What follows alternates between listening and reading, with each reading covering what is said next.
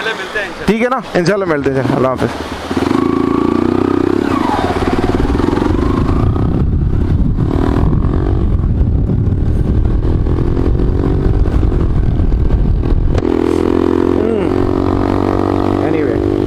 हमारे किफ़ायत भाई थे, बड़े मज़ेदार से। इनके साथ भी एक क्लिप है, आप लोगों से कभी शेयर करेंगे। एनीवे, तो हस्बे मामूल या हस्बे वादा या हस्बे तवक्को मैं अपने ये R1 प्लस कैमरे से, R1 प्रो सॉरी कैमरे से, R2 प्रो कैमरे से, एक तो ये नाम ऐसे ऐसे हैं R1 R2 प्रो कैमरा से मैं रिकॉर्ड कर रहा हूँ ये वाली ब्लॉग। क्योंकि लोगों ने कहा था यार सैम्पल तो दिखाएं कि आप कैसे रिकॉर्ड कर रहे हैं। तो यूजिंग एन एक्सटर्नल कैमरा और ये व्लॉग में रिकॉर्ड कर रहा हूँ। पहले मैं रिकॉर्ड कर रहा था, उसमें मेरी मैंने माइक की प्लेसमेंट गलत कर दी थी। मैंने चंद दिन पहले एक वीडियो लगाई थी अपने पास, अपने चैनल के ऊपर, लाइफान की या लीफान की, जो भी है, ले फन लो फन SS3 की। और लोगों ने कहा कि यार मतलब 3,80,000 में भी उनको गाड़ी बुरी लग रही है कि यार देखो कितनी महंगी है। तो अब तो आई थिंक उसकी कीमत और भी बढ़ाने की वो सोच रहे हैं, क्योंकि वो पीछे से उन लोगों को जो है वो काफ़ी एक्सपेंसिव पड़ी है नेक्स्ट शिपमेंट में। तो फर्स्ट शिपमेंट में आप लोग शायद इनसे बात कर लें, आपको शायद कुछ डिस्काउंट मिल जाए, लेकिन नेक्स्ट शिपमेंट में शायद इसकी कीमत काफ़ी बढ़ा देंगे वो। मेरी अभी उनसे बात चल रही थी। एनीवे, द पॉइंट इज़ के यार इतनी एक्सपेंसिव क्यों हो गई है, या जनरली स्पीकिंग अगर मैं उस पॉइंट के अलावा बात करूँ तो ये है कि जनाब मोटरसाइकिल्स पाकिस्तान में या गाड़ियाँ कंटिन्यूसली एक्सपेंसिव हो रही हैं। क्यों हो रही हैं इस पे बात की जाए, क्योंकि दिस मोटरसाइकिल चैनल, तो मैं गाड़ियों के अलावा अभी मोटरसाइकिल्स के ऊपर स्पेसिफिकली बात करूंगा आप लोगों के साथ। देखें,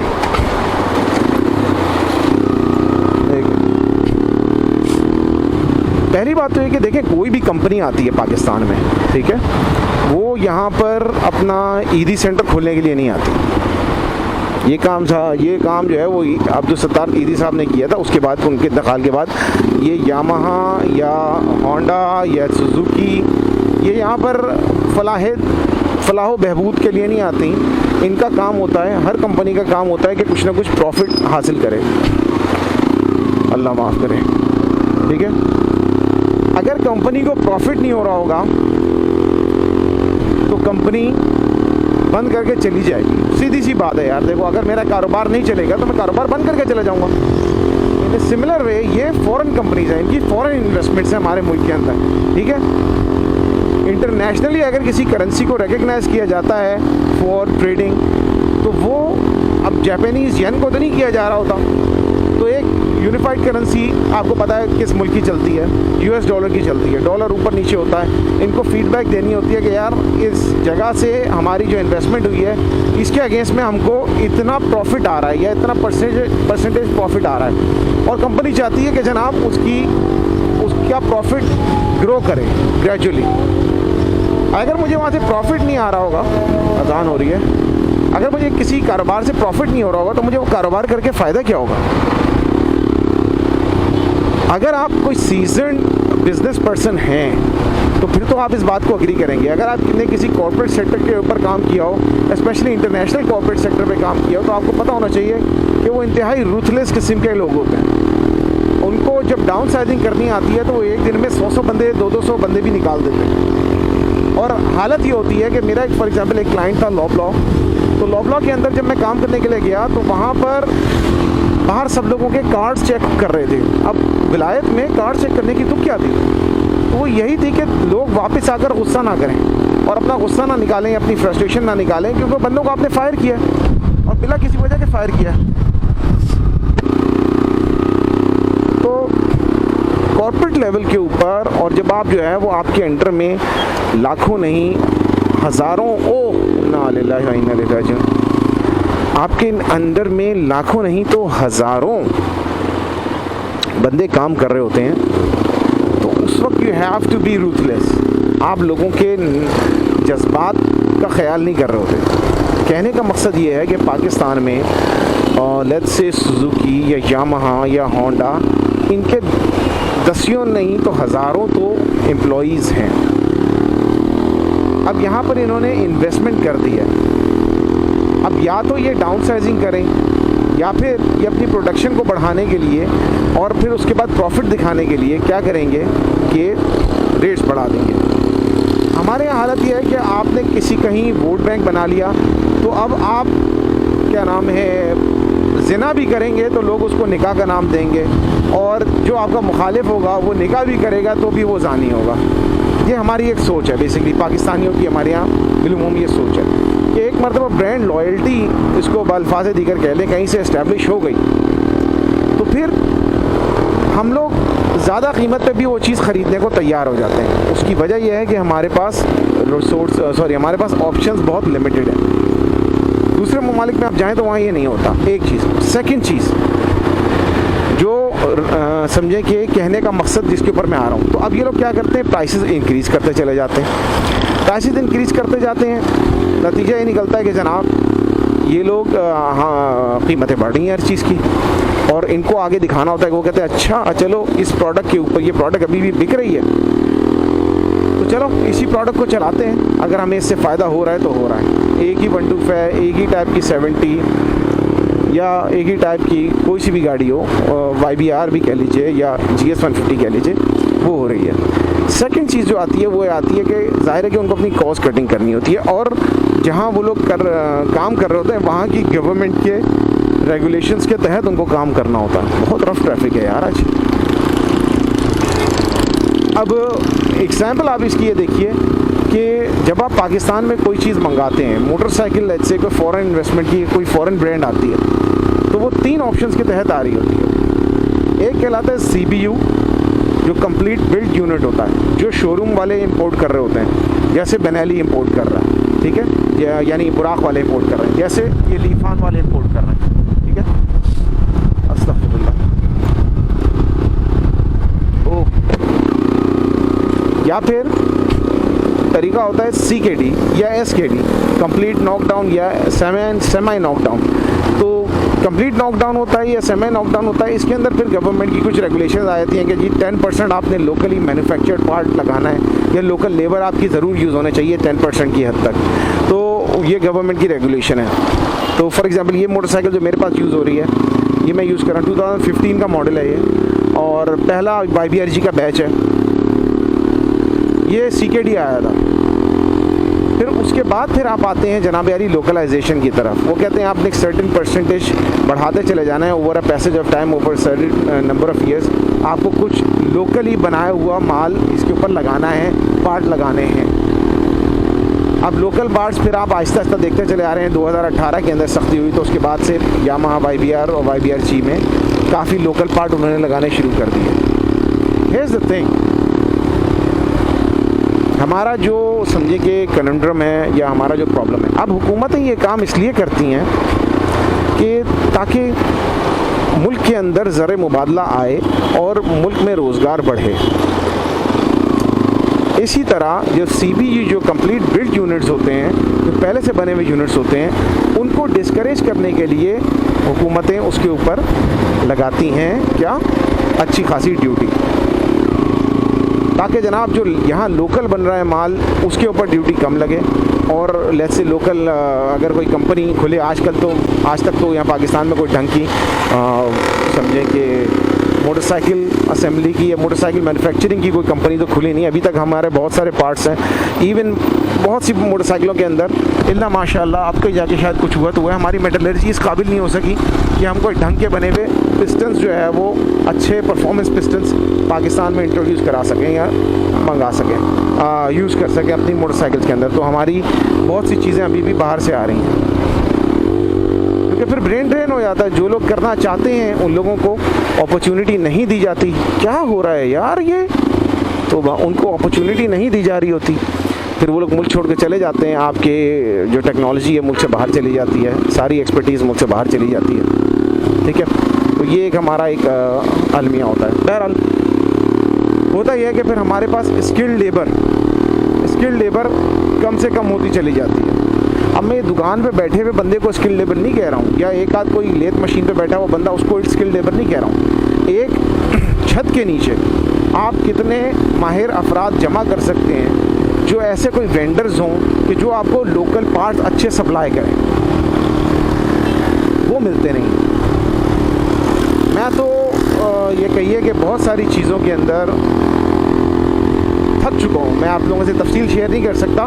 हम लोकल मैन्युफैक्चरिंग करवाने की बहुत सारी चीज़ों की कोशिश कर रहे हैं, लेकिन उसमें हमें वो लेवल मिल ही नहीं रहा, वो स्टैंडर्ड मिल ही नहीं रहा कि जिस स्टैंडर्ड पे इंटरनेशनली काम होता है। और नतीजा फिर ये होता है कि हमारे पास मयार गिरते से गिरता चला जाता है। एक साइड पे ये काम हो रहा है, हमने ड्यूटी को समझे, हमने ये कानून तो बना दिया कि जनाब लोकलाइजेशन की जाए, मुल्क में फ़ायदा हो, पाकिस्तान जिंदाबाद, तब्दीली आए, सब कुछ हो जाए, ठीक है, होना सही। लेकिन हमने स्किल्ड लेबर की डेवलपमेंट के लिए कुछ भी नहीं किया। हमने रॉ मटेरियल्स को सस्ता करने के लिए कुछ भी काम नहीं किया। पता नहीं क्या काम किया, आई डोंट थिंक उन्होंने कोई काम किया होगा इस बारे में। तो नतीजा ये निकलता है कि जनाब मयार गिरते से गिरता चला जाता है लोकली मैन्युफैक्चर्ड गाड़ियों का, या और उसके बाद फिर कीमतें, ज़ाहिर उनको प्रॉफिट भी दिखाना होता है, वो बढ़ती चली जाती हैं। तो ये तो बेसिकली लोकल मैन्युफैक्चरिंग का हमारा ना समझे कि एक आइडिया है, या समझे कि का डिलेमा है। और बस मतलब आपसे कहूँगा, consider me an ultra capitarian, not really ultra capitarian, लेकिन फिर भी कुछ ना कुछ नॉलेज तो मैं रखता हूँ इस बारे में। तो स्टिल जो भी मेरी थोड़ी बहुत रिसर्च है उसका लुब्बे लुबाब आप लोगों के सामने मैंने पेश कर दिया। गाड़ी चला रहा हूँ, एक आध चीज़ अगर मिस हो जाए तो फॉरगिव मी। अब एग्जांपल आप लोगों को इसकी देते हैं कि हार्ले डेविडसन, फिर बोलते हैं आप हार्ले डेविडसन को डॉग करते हो, I don't give a shit about that, I don't give a, ठीक है ना। तो हार्ले डेविडसन के साथ भी यही डिलेमा था कि वो अपना मयार और अपनी इंजीनियरिंग को इम्प्रूव नहीं कर रहे थे, लेकिन उन्होंने हुकूमतों से कहकर जनाब इंपोर्ट्स के ऊपर, चूँकि ये जो जापानीज़ गाड़ियाँ हैं ये बेसिकली वहाँ पर इंपोर्ट्स कहलाती हैं यूएस के अंदर, तो अपना यामाहा, होंडा, कावासाकी, सुजुकी, इनके ऊपर इन लोगों ने ड्यूटीज़ बढ़वा दी। लेकिन अपनी हार्लीज़ को ये लोग इम्प्रूव नहीं कर सके। अभी भी जो हार्लीज़ आ रही हैं, एक छोटी सी बोला जाए कि फ़ैन फॉलोइंग है, which I really don't subscribe to at all, ठीक है।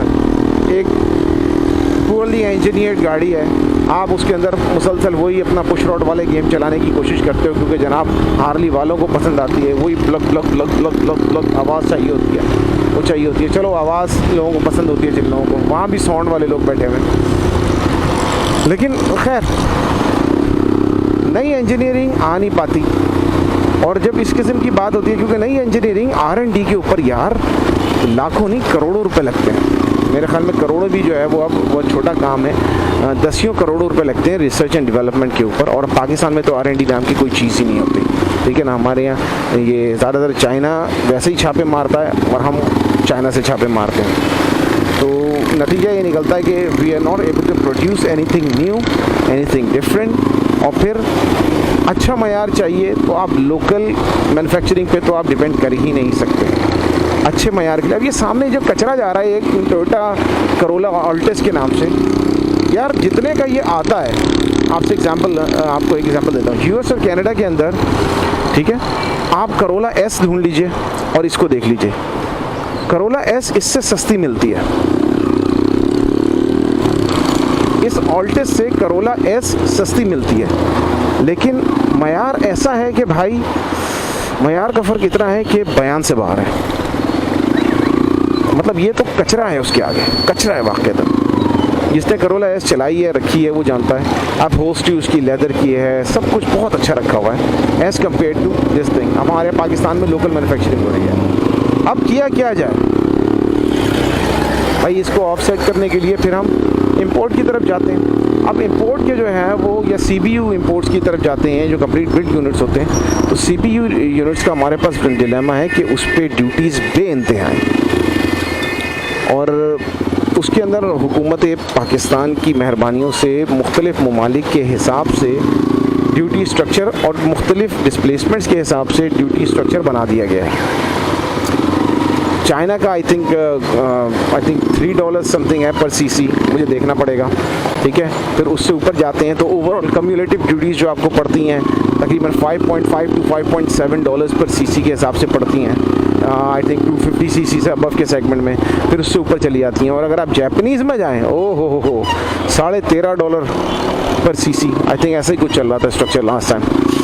आप 600 सीसी से ऊपर मंगा लें तो आपके 10-15 लाख रुपए तो कम अज़ कम, I think usually it's what like 18 lakh रुपए तो सिर्फ 600 सीसी से 700 सीसी की मोटरसाइकिल के इंपोर्ट पे ही लग जाते हैं, सॉरी ड्यूटी पे ही लग जाते हैं आपको। मैं क्या फ्रेट के चार्जेस और शिपिंग के चार्जेस की तो भी ये बात ही नहीं कर रहा हूँ। तो इन चीज़ों को मद्देनज़र रखते हुए आप लोग सोचिए कि जब कोई एक पहले से प्री असेंबल्ड मोटरसाइकिल बाहर से आएगी तो फिर उसके रेट बढ़ेगा या नहीं बढ़ेगा, दैट्स द क्वेश्चन। तो इस वजह से ये जो प्री असेंबल्ड बाइक्स आती हैं इनका मयार बहरहाल पाकिस्तान में बनी हुई लोकली बनी हुई मोटरसाइकिल से बेहतर होता है और नतीजा ये निकलता है कि जनाब, सॉरी चाचा, हाँ, उसका नतीजा ये निकलता है कि जनाब रेट्स इनके बहुत हाई होता है। अब CPU और आप कहेंगे यार CKD और CPU में इतना क्या मेन फ़र्क होता है। ये जो मेरे पास ये मीरा जी चल रही हैं, ये 2015 में मैंने आपको बताया ली थी मैंने मोटरसाइकिल। आज तक इसके कोई तकरीबन 6 साल होने को आ रहे हैं। आइए चाचा जी, ये देखो, हाँ शाबाश, कूद जाओ। 6 साल होने को आ रहे हैं इसके और अभी तक इसके ब्लिंकर्स जो इंडिकेटर्स होते हैं वो भी काम कर रहे हैं, वो भी फेल नहीं हुए और अल्हम्दुलिल्लाह मतलब अच्छी चल रही है। ऐसा सब भी बल कितने हो गए, 94,000 किलोमीटर्स होने को आ रहे हैं इस बाइक के तकरीबन। That's the point. यार भाई मेरे वीडियो में गलत कमेंट मत कीजिए यार। अरे भाई समझ के बोल रहा हूँ यार, बुरा लगता है भाई, आप लोग भी जानते हो यार। मैंने आज तक किसी के वीडियो में बुरा कमेंट नहीं किया है भाई। प्लीज यार मेरे भी वीडियो में गलत कमेंट मत कीजिए प्लीज भाई। मैं भाई समझ के बोल रहा हूँ दोस्तों, दिल से लगता है भाई, आप समझ ही सकते होंगे। मैंने आज तक किसी के में गलत कमेंट नहीं किया भाई। प्लीज भाई, मेरे दोस्त हो, सब मेरे दोस्त हो, प्लीज भाई।